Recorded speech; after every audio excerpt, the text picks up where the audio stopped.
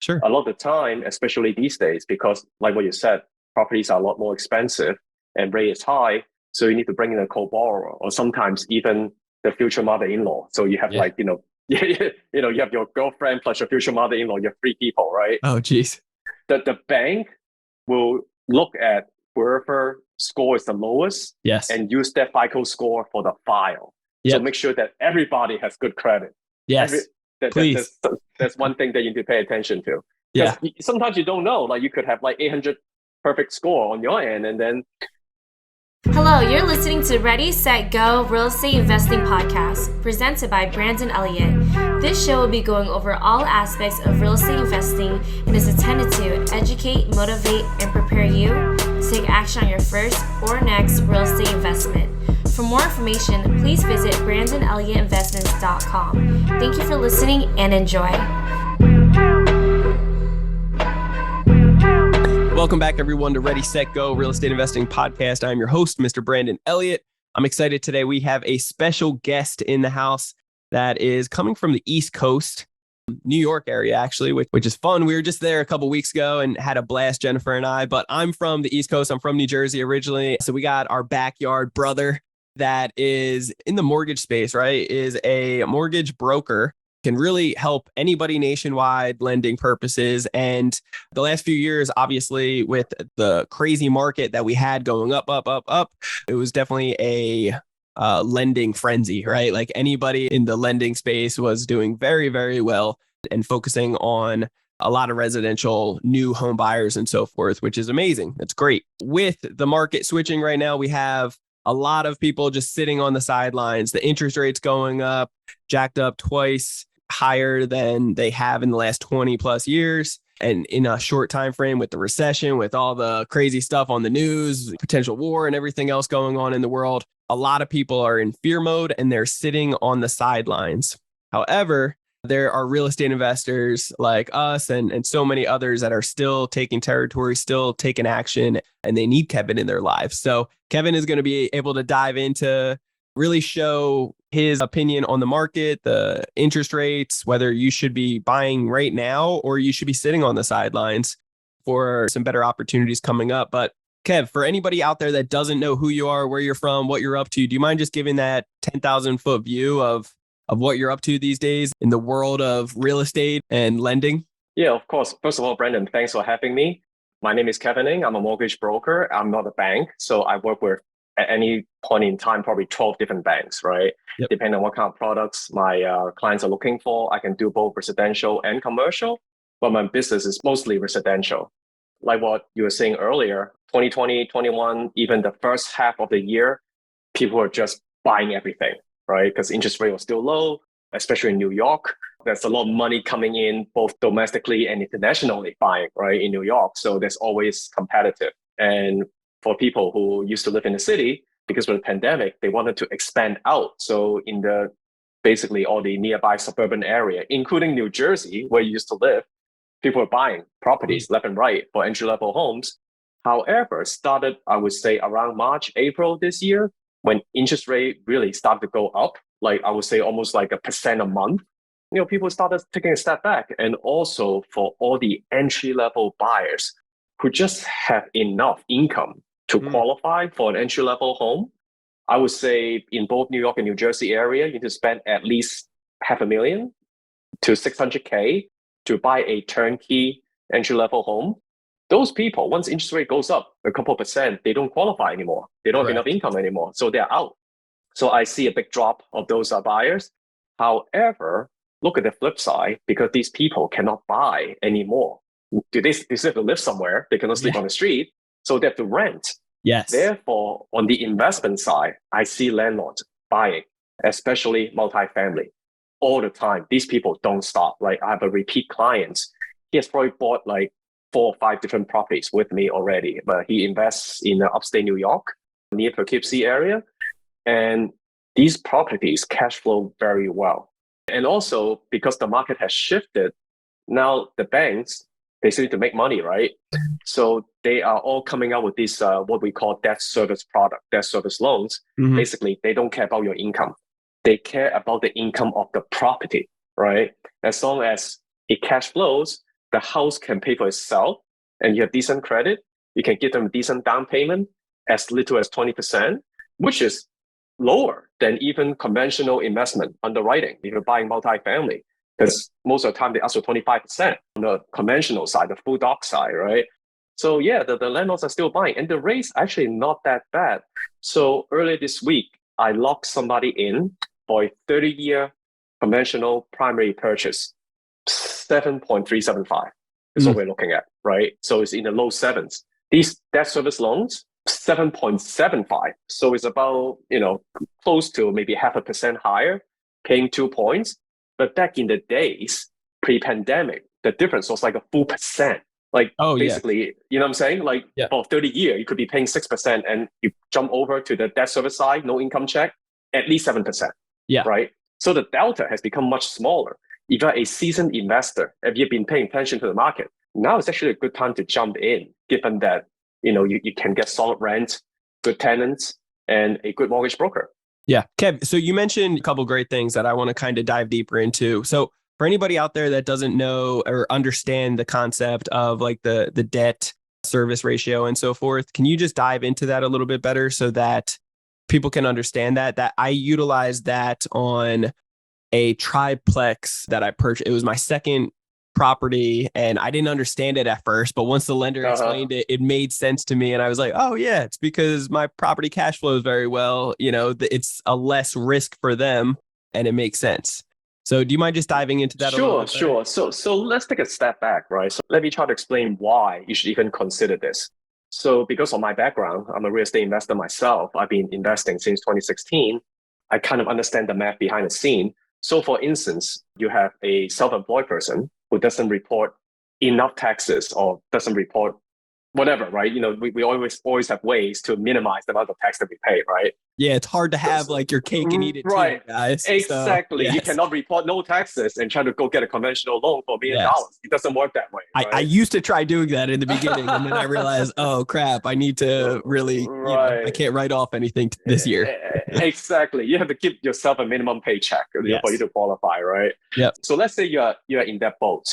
You go get a debt service loan.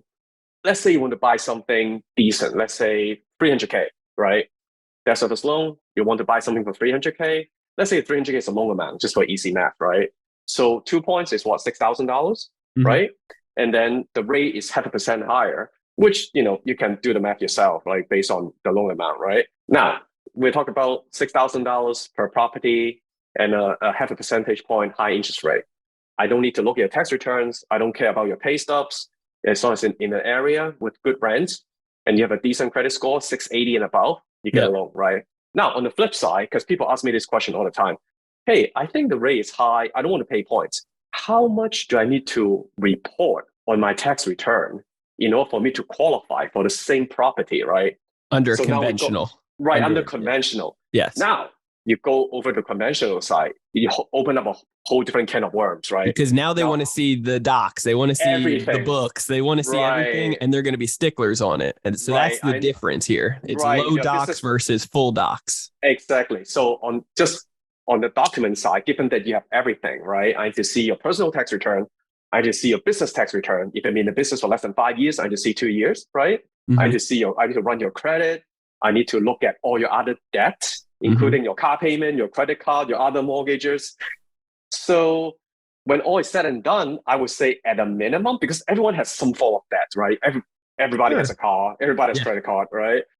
I would say at a minimum, you need to report at least 100K a year to qualify for all these things, right? And it comes down to understanding your debt to income ratio at the end of the day. Right. So there's certain stipulations. There's certain lenders, if you're going to be in like traditional, and maybe a couple years ago, you could get up to 50, or some crazy lenders would go up to like 55%. But realistically, you want to be at 40% or below on the kind of higher end, right?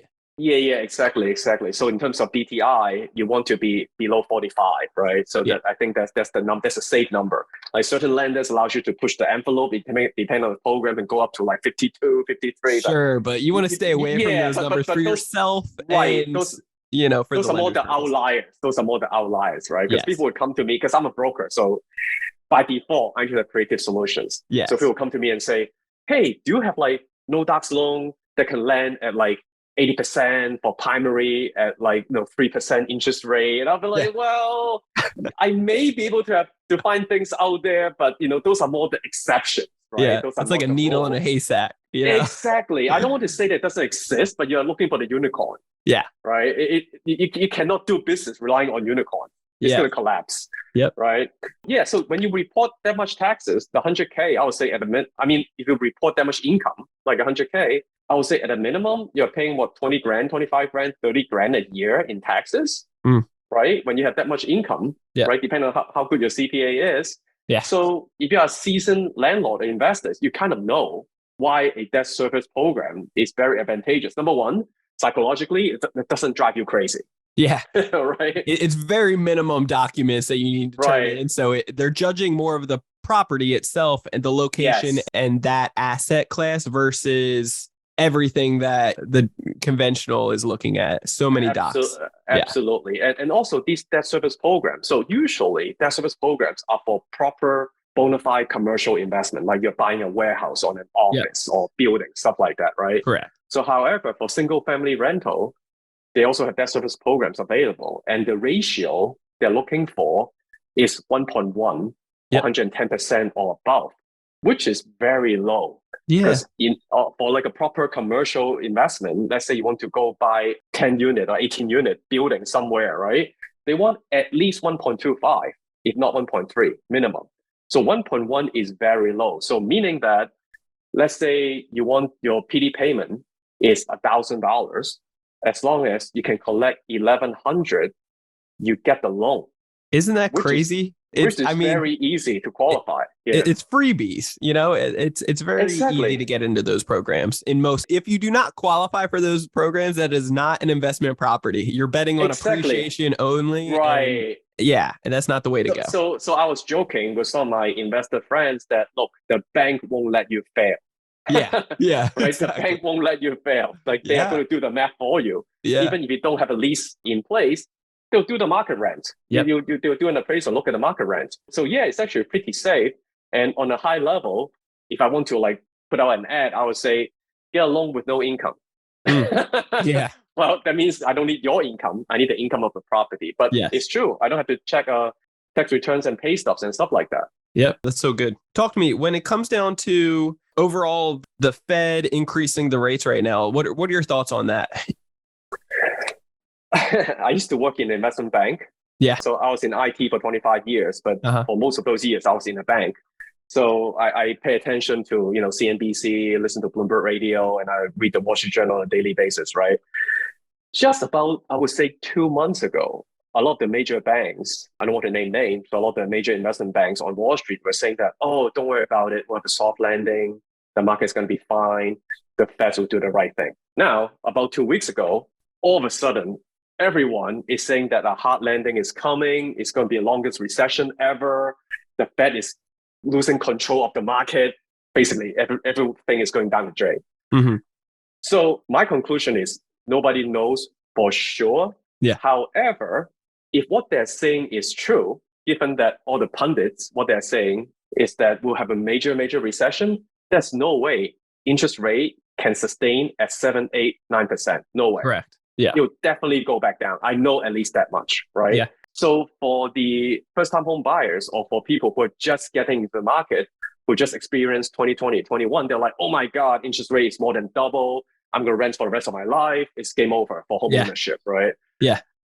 Have a little hope, have a little spirit in you because it could be coming back down in your near future. Exactly. Yes. So for people who have been in the business for like 10, 15, 20, 25 years, they're like, 7% is nothing. It's actually low interest rate. Yeah.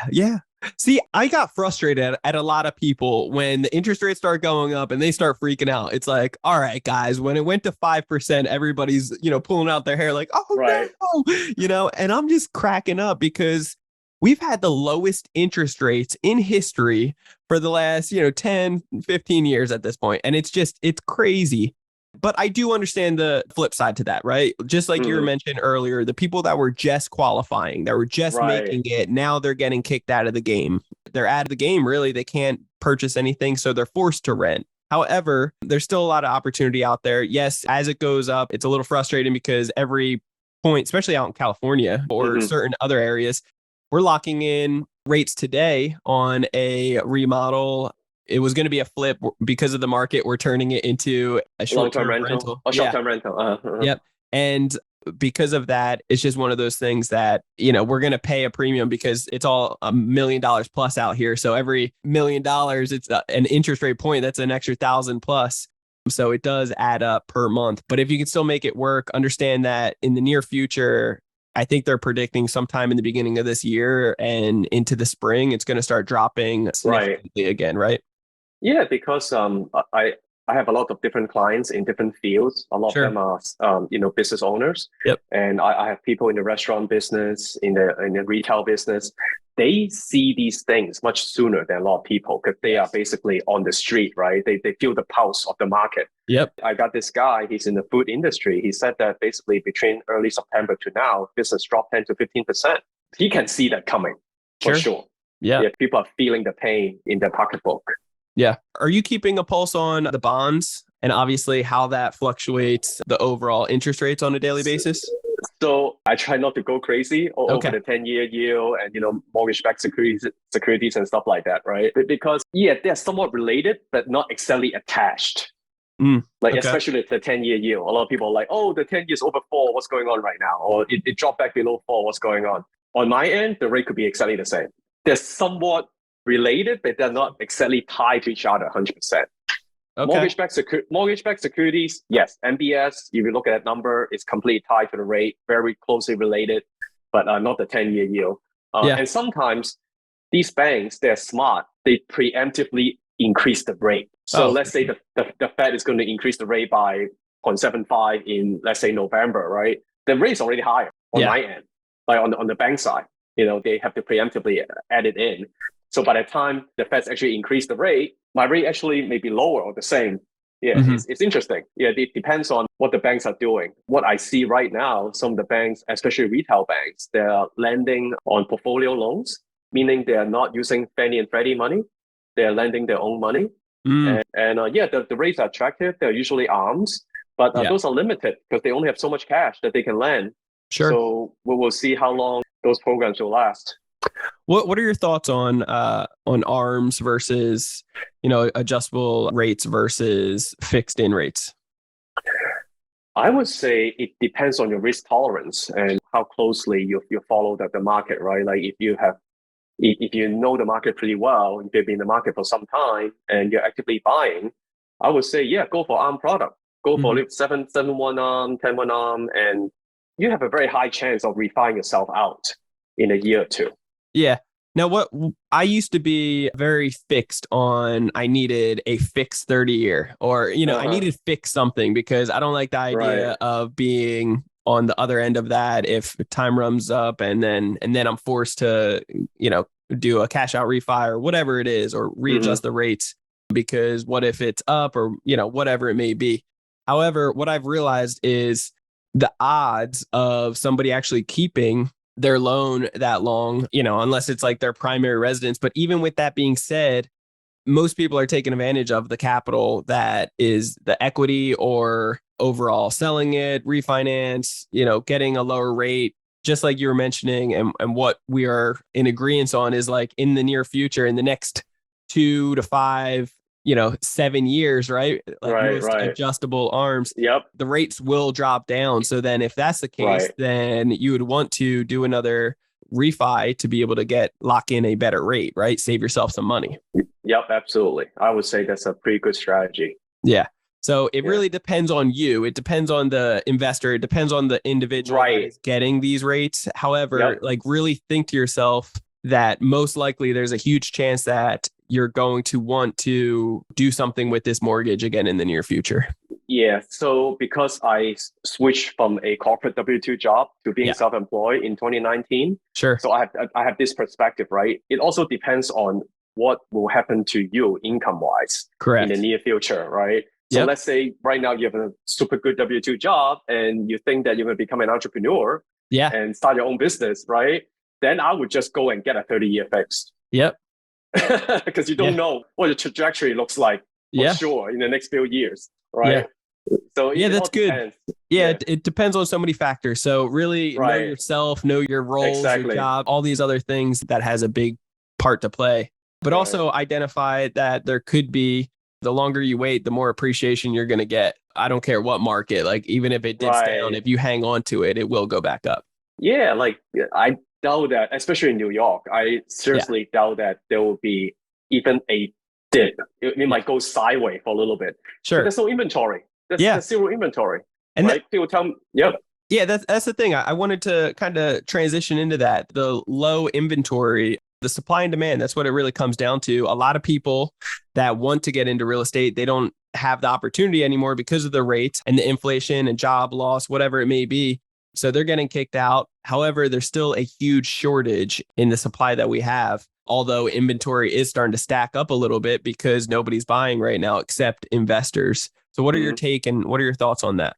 So it all depends on the area, right? Like right now, I'm in Long Island, New York. So we have pockets of area where the houses are super popular because of the school, because of access to, train, highway, whatever it is, right? Yeah. We still have bidding wars going on right now at this moment.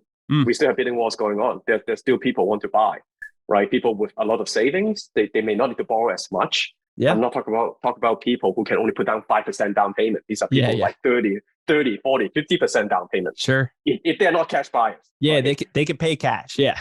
Yeah. There's a lot of cash out there, guys. Right. Yeah. They can put down a gigantic down payment, right? Therefore, the high interest rate actually doesn't really impact them that much. No. Right. We're not talking about, all of a sudden paying additional $1,000 a month, even with the higher rate. And yeah, because I also have friends who are builders. They're afraid to build at the moment, right? Because you don't know what the market is going to look like. So we really don't have a lot of inventory, especially in a town that's really popular. People have been living here for some time. The schools are good, infrastructure is good. And I tell my clients, look, it's not like buying a car. If you're buying for if you're looking to buy a specific vehicle, right? You can wait a year, come back next year, they'll still make it, unless they discontinue the model, right? But for a house, once you buy the land, that plot of land is yours. No one else can take it. Yeah. Right. It's like playing Monopoly. Once you buy the train station, no one else can buy the train station. And that's it. Whoever lands on that train station stop, they have to pay you. Yeah, that's good. What kind of learning curves have you seen over the years being in the industry for just people either wanting to get started or not taking advantage of certain rates, lock-ins, whatever it may be? I would say buy whatever you can afford, right? Like, don't overstretch yourself, obviously, right? If you can afford it, if it's within your range, go get that piece of property. Because if I can go back 20 years and tell my younger self, like, one thing to do, always be buying as long as you can afford it. Oh, yeah. You mentioned something before we actually got started, a nice little quote that I wrote down, sell what's on the shelves, right? Correct. Sell what's on the shelf. Yeah, because these products, they change. So back in 2021, we're just selling 30-year fixed. People come to me for 15-year fixed. I was like, why bother? I mean, the rate is not that much better. And you don't know how things are going to turn out for you. You could lose a job, business may not be doing well. Then all of a sudden you're in a jam, right? Like you can always pay faster if you want, but you cannot pay slower, right? So if a 30-year, you can compress it, pay it off in 15 years. Who cares? But if a 15-year, now you're locked in. You cannot stretch it out to 30-year. Yeah, I remember when I got started in real estate, I was working for an investment company here locally in San Diego, and they cherry picked me because I was doing door-to-door sales for Kirby vacuum cleaners, and I became good at it, but I got cherry picked from them. They were like, hey, we need you, because it was 2011. It was a time where there was a lot of NODs, notice of defaults, a lot of pre-foreclosures going on, and a lot of people believing that they were going to be totally fine by just setting themselves up with modifications on their mortgages. And some people were. Other people were totally uneducated on the whole process of the modifications and how to structure it properly, how to save themselves, and how to not make the same mistake that they did previously by getting in default before it turned into a foreclosure, right? So I'm curious, any thoughts on the market, pre-foreclosures? We see foreclosures starting to increase. I think a lot of people during COVID or whatever it may be, the last couple of years, job loss and so forth, they thought that they would get bailed out with a lot of things. And right. And who knows what it looks like. I don't have the crystal ball, but I can see the numbers starting to increase. Yeah, it's funny you said that right before we started this interview. A realtor just texted me. She said she's looking for an attorney that she can reach out to talk about being the go-to realtor for foreclosures and this type of properties, right? Again, it depends on the area because I would say that our lending standard has improved so much since the last cycle. A lot of people have pretty good income and a lot of equity in their houses, right? Yeah, obviously, there are people who bought just recently with a 5% down payment and they're really stretching it with like 3-4 borrowers on the same file. Yeah, those could be on the verge, right? If one of them loses their income or loses their job, then, God knows what's going to happen, right? Yeah. Exactly what you're going to do, right? But I would say for the most part, people have a lot of equity in their homes, especially those who bought pre-pandemic. I mean, real estate value probably went up. I didn't really look at the numbers. Probably I would say easily 20%, right? 20% between 2019 to now. It went up so much. Everything went up so much. And also because of inflation, I doubt that a lot of people would choose that route. That's the way I see it. So even if it did, just from ignorance, it did go to foreclosure, if there's enough equity, I've heard in certain states that these guys, it goes to foreclosure, but then after the bank gets their money back, plus whatever else, all these other fees, there's still extra money left over. Like these owners are getting cash, they're getting a check later on. And it's like, are you kidding me? That is crazy. Yeah, most of the time, if you're in a very hot market, like where I am, some retail buyer is going to buy it. But basically, someone's going to jump in and step it up. Oh, yeah, most of my friends will. Yeah, somebody's going to jump in, Exactly. Same here. Yeah, that's good. So, it probably won't get to that point. Yeah, you're right. Is there a step-by-step or something that you have for somebody that wants to go the traditional route? I know we talked about the creative route of the debt cover service on certain investments, but if they want to get their ducks in a row and really start searching around for a property, what should they do on the lending side to be prepared for this? I see. So let's say you're a first-time home buyer who wants to qualify for a conventional loan, right? I always tell quick question. I don't want to cut you off here, but I just thought of this when you said first-time home buyer. Is there any products out there that are like giving extra benefits for the first-time home buyer? I know that used to be a big thing back in the day, but I keep hearing people ask about it, and I'm like, I don't think that's available anymore. Right. So a lot of people use that for marketing purposes. Yes. Thank you. What I'm saying? So I get calls all the time. I know that certain state or certain city, they might have special programs from the government. Yeah. Right. Those are more like the unicorn. They're more the outliers, right? And also it takes quite a bit. It's the government. You're not going to get that funding in 30 days. It's going to take a little bit.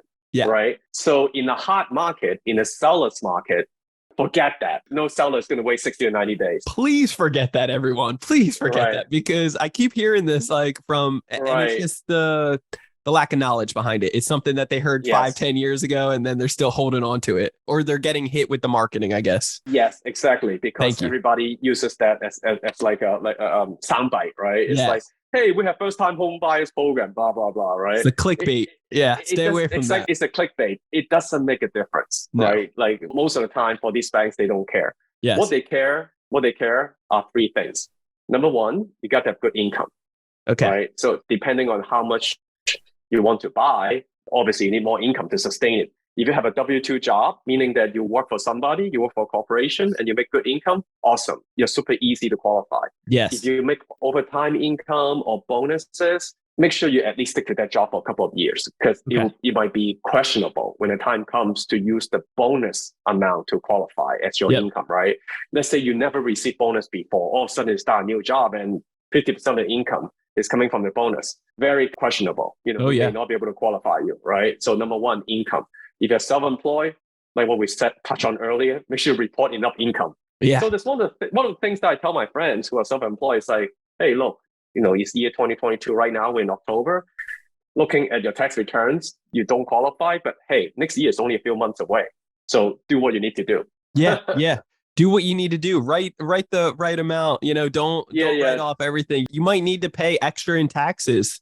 However, it's going to allow you to be able to qualify for these loans that you're trying to get and scale for your goal. So exactly. And you got to figure out the pros and cons. You have any question, reach out to me, right? Yeah. So income is number one. Number two, you got to have good credit, right? So do not trust what you see from your bank app or from Credit Karma. Right. Your Vantage score. Stay away your from Vantage that. score. That's a different algorithm. Yes. Right. Obviously, if your score is super high there, it's highly unlikely your mortgage score is super low. But they're different algorithms. A lot of times, you never know. A lot of times, my client will come to me and say, "Look, on my phone, it says I have 820 credit score. Yeah. Run their credit 750. Why am I at 700? Right, exactly. I was like, I cannot tell you. I didn't write the algorithm, but when I use my, it's legit. The credit report, right? It's legit. It's legit. I forgot the exact name for it. They have like different names for different algorithm. I forgot the exact name. All I can say is they are different. Yeah. So make sure you get your credit run or pulled by a mortgage professional. Right. They're all different. Like I think the credit report for car leases, they're different. For credit card, is different. So make sure. There's different FICO scoring models. Like 7, 8, 9. Correct. Yeah, different numbers. Yeah, exactly. Right. Yes. So credit score, that's important. I would say in the mortgage world, most of the time, 760 is the perfect score. Some banks are looking for 780. Once you have those numbers, you're golden. You're good to go. I was going to say, I tell this to everybody because we're in the credit space as well of like educating people how to fix credit quickly, but how to really be able to leverage, how to get as much credit from these banks and then leverage it property to purchase properties and all these other aspects. Right. But if you have, for any real estate investors or anybody just trying to get the best of the best rates, you want to be within that 760 to 780 range for your FICO, like your true FICO, guys, your true FICO score, not your Vantage score, to be able to get the best rates and to get those instant approvals. Yep. So number 3 is your reserves, meaning how much cash you have, right? So you got to make sure that you have solid down payment. I would say if you can put down 20%, that's great. Then you're not paying mortgage insurance. Now, here's the myth. A lot of people think that if they have very little down payment, they have to go FHA. You don't. Like for conventional mortgage, you can put down as little as 5% down payment, right? If you take the FHA route, you can go a little bit lower, but FHA has upfront mortgage insurance and monthly mortgage insurance, both, and they don't fall off until you refi. Yeah, I think you can get it re-looked at once you go over the 20, like once you have 20% equity, you can get it recalculated, but in many cases, it can be a pain. Right. So it's best just to do the refi. So for conventional, you can go up to 20%, you order your appraisal, and you can get it taken off, right? So those are the 3 things, basically income, credit score, and reserves. I love that.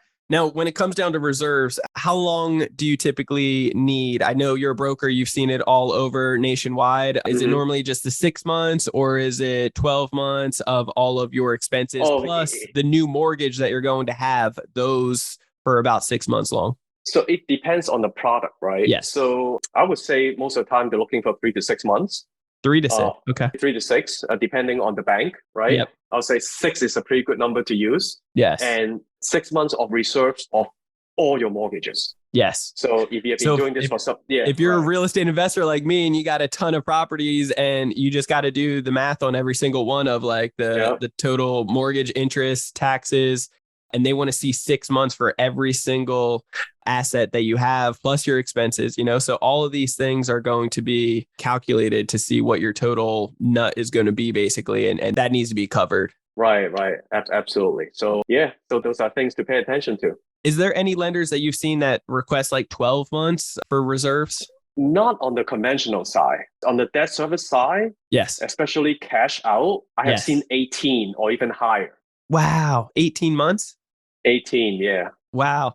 When I first got started back in 2015, like I said, I had a triplex. I still do, but it was underneath a debt coverage service. So it cash flowed great. It was perfect, but I needed reserves of 12 months. And I looked at that and I was like, wow, that's a good amount that I just need to be showing and sitting in the bank. And I don't, the time especially, I'm still very similar, but right now I need to have reserves. So I got comfortable with it. But at the time I was like, I don't like ever seeing money sitting in my bank. I want to put it to work.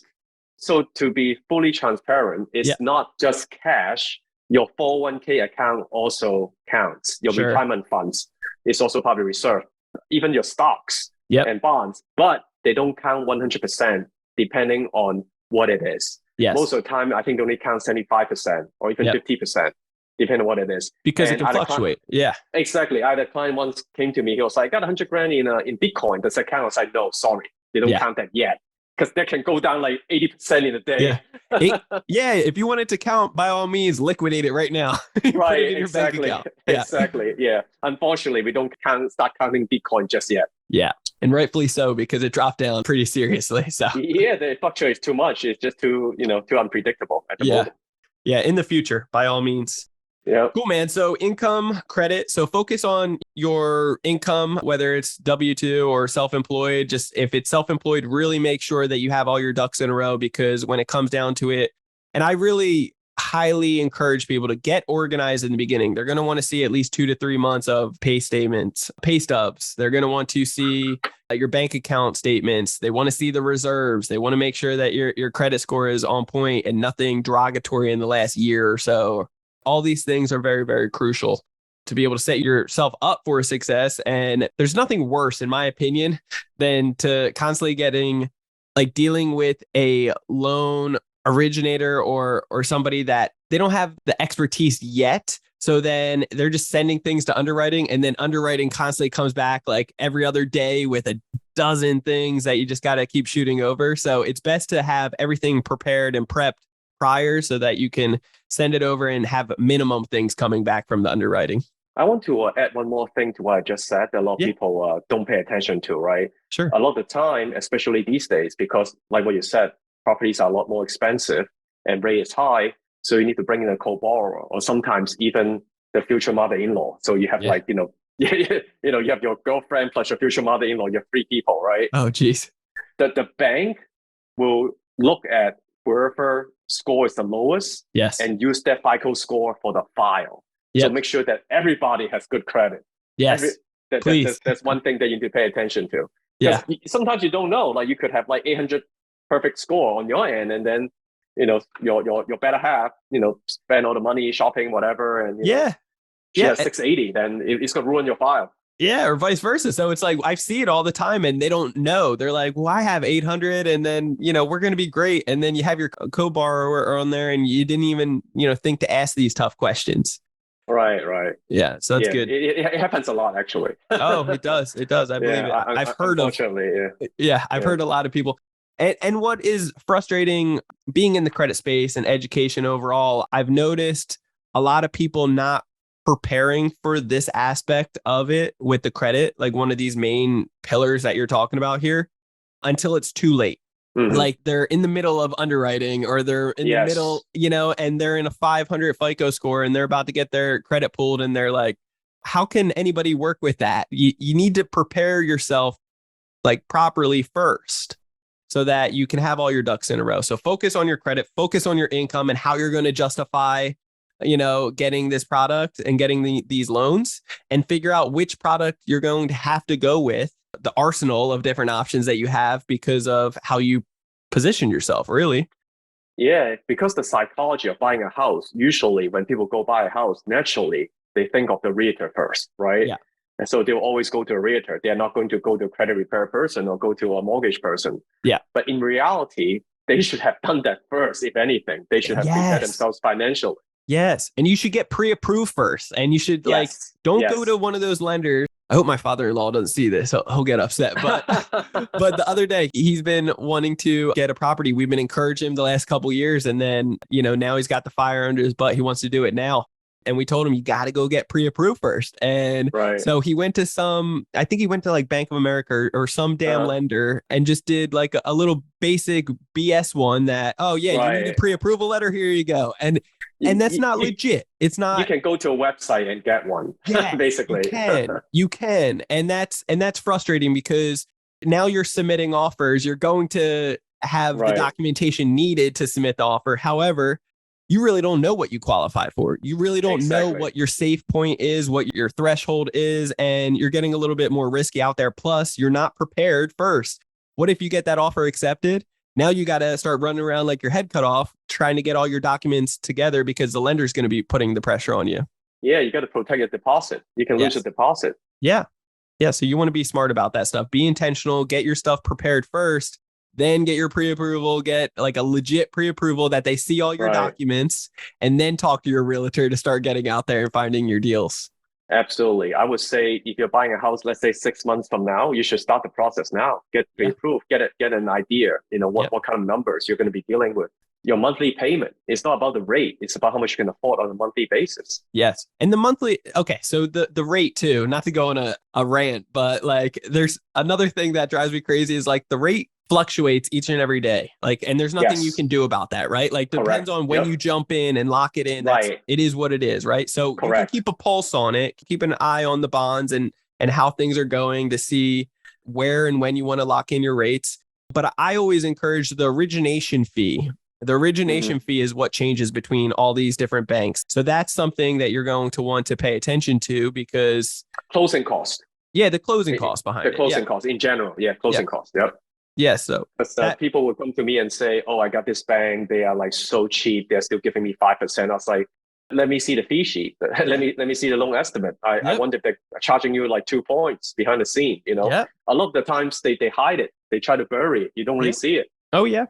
So Bank of America, for example, they used to claim and say, we guarantee we'll beat any rate out there. And I was very impressed by that. And then I saw that their origination fee was ridiculous. I was like, oh my God, you'll charge 5 times the amount of any other, normal origination fee. So these closing costs add up like crazy. Yeah, it's unfortunate because I guess when one bank started doing it, all the banks started doing it. Yep. So you can go to, let's say, since we're naming names now, you can go to the Chase website. Yep. When you look at their quote, when you look at the very small fine print on the bottom, that's font size 2, it tells you are getting that rate with, I think, 1.5 or something like that. Yeah. There's always points attached to the rate they're giving you. Yeah, it's crazy. Weird times we're living in, but it's exciting to see there's so much opportunity in front. So, final thoughts, Kevin, when it comes down to somebody that is ready, they have all their documents together, they are prepared, but because of the fear, because of what they're watching on television,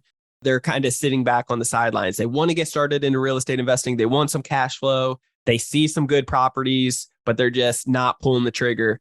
What's your advice for them? Go in or stay on the sidelines for getting deeper into this recession? What do you think? So I'm going to give out a few points and I'll let these people make their own decision, right? I like that. So right now, the con is the rate is high. Yes. Right? So that's the con. Okay. So let's put that on the side. Yep. Now, what are the pros? You can negotiate with the seller. Yep. You can potentially take your time with the whole process. The seller is not going to dictate all the terms. Yep. Right? You can get creative again. Yep. Right. Like just to give you an example, up until I would say 2-3 months ago, a lot of sellers, because they wanted to capture the equity increase, they're in a hurry to sell. Yep. But they had nowhere to go.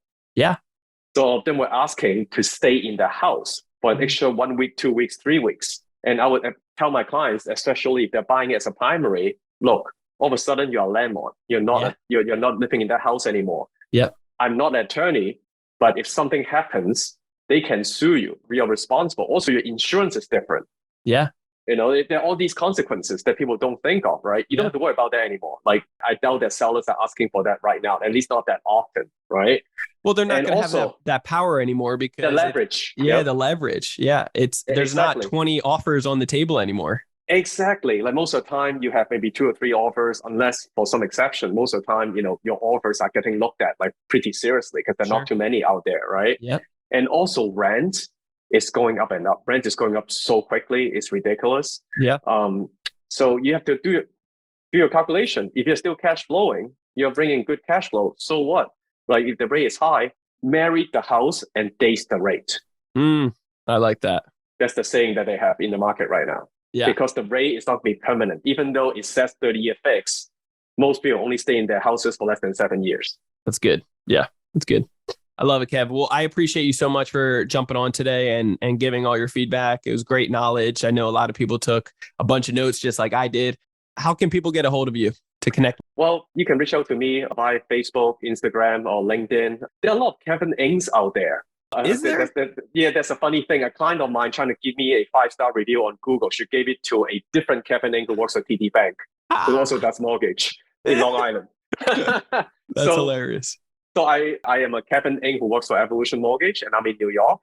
And you can also email me at kevin@evomtg.com. Kevin@evolutionmortgage.com, basically, evomtg.com. Perfect. I love it. Well, I appreciate you jumping on today. It was great knowledge. And it's exciting to see the times that we're in, to really see that there's still hope. There's still opportunities out there. And I know you're always. Yeah, always. That's right. It's calculated risk. So guys, reach out to Kevin if you have any mortgage lending type of inquiries or comments, concerns, anything. If you just want to connect more, I highly encourage. Otherwise, if you want to get a hold of me, you can always do so on Instagram. It's Brandon Elliott Investments. Otherwise, facebook.com/Brandon Elliott Investor.